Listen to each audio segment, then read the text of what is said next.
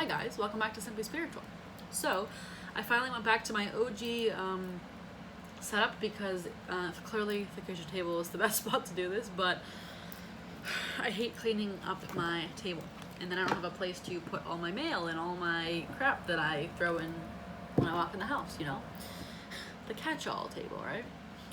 Alright, let's get started. This is going to be for Leo for the second half of June.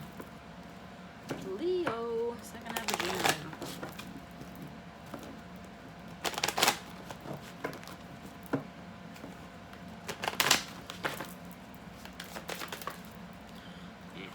Deception.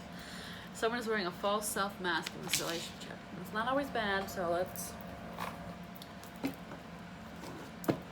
Leo, second half of June. Leo, second half. The Maiden. This came up in the same position for... I want to say Gemini? I might be dealing with a Gemini.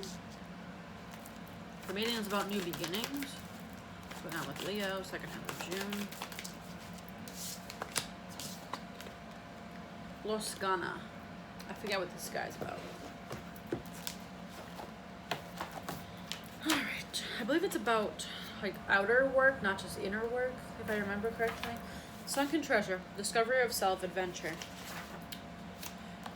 Los Gana tells us to pay attention to our dreams, listen to the murmurs of the waters, to notice patterns in damp, fallen leaves, to listen to our distant blah blah blah blah blah blah blah. As important as it is to explore the inner realms, she tells us that exploration of the outer realms is also vital. She suggests that we go places we have never been, try things we've never done, take classes in subjects we always meant to study someday, maybe even learn a new language. Blah blah blah blah blah. It almost goes without saying that she recommends exploring fairy. She also suggests kissing any metaphorical or actual frogs you encounter to test for princes or princesses. But I don't know how seriously you want to take that suggestion. I mean, it's discovery of self. Trying new things, learning who you are, growing up.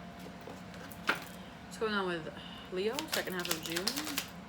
The Stork, New Beginnings. This came up in same reading. It was the same reading. It was the Stork and the Maiden, both about new beginnings, right? I believe it was Gemini. What's going on with Leo, second half? The Whip.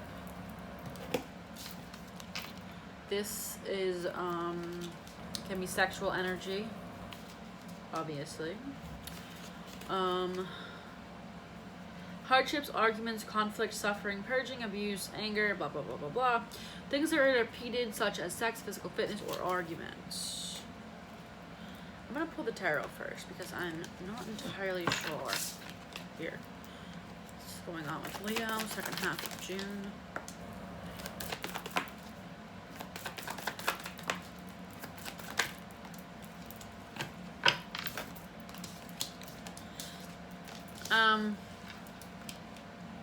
I feel like this is about leaving a toxic situation that just repeatedly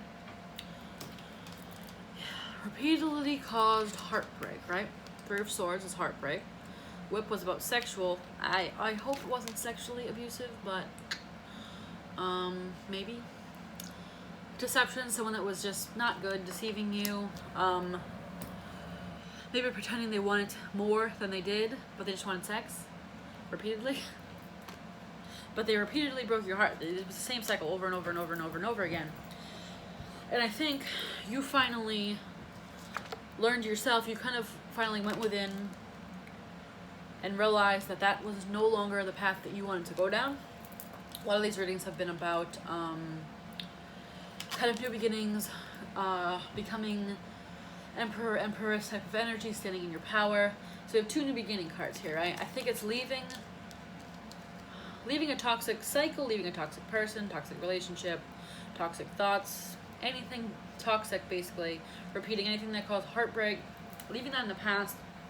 And we have the Death card, the Fool, and the Ace of Wands. So it's ending that cycle, taking a leap of faith into something new here. Why is the Three of Swords here? Judgment. Decision about heartbreak. You finally were like, I'm done with this. I'm done getting my heart broken. I'm done falling for this deception of the people that say they want to be with me, but they just want to use me. I'm done with it. I've made my final decision. There's a death card here. Ending being left in the cold. You're ending this heartbreak cycle. You're ending dealing with people that hurt you. You're ending dealing with people that are toxic or people that hurt you. Anything negative, or again, it could just be a cycle ending. Anything where you feel left in the cold or heartbroken. I'd say mainly like either a toxic situation or someone that was just using you.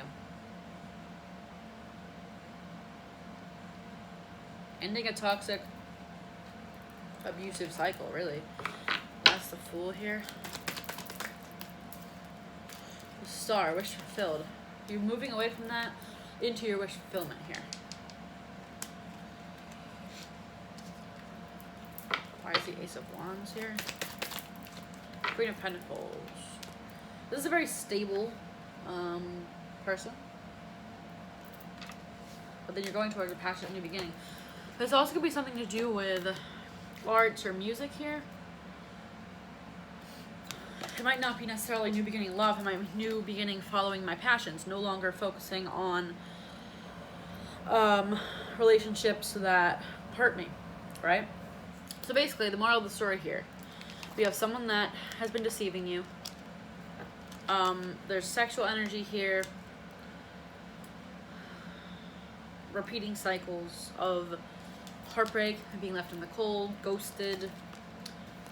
You're done with it. You've finally made the decision. You've kind of discovered self, right?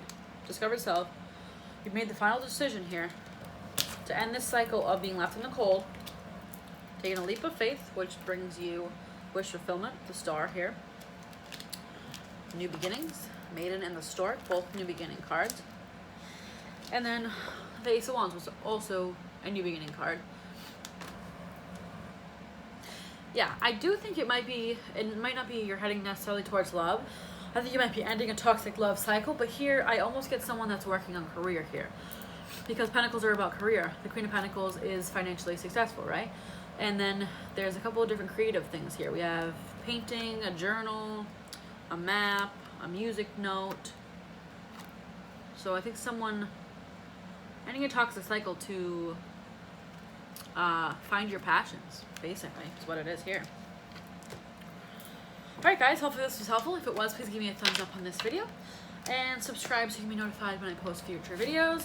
If you want to follow me on Instagram, you can follow me at itssimplysharon. And I'll see you guys next time. Bye.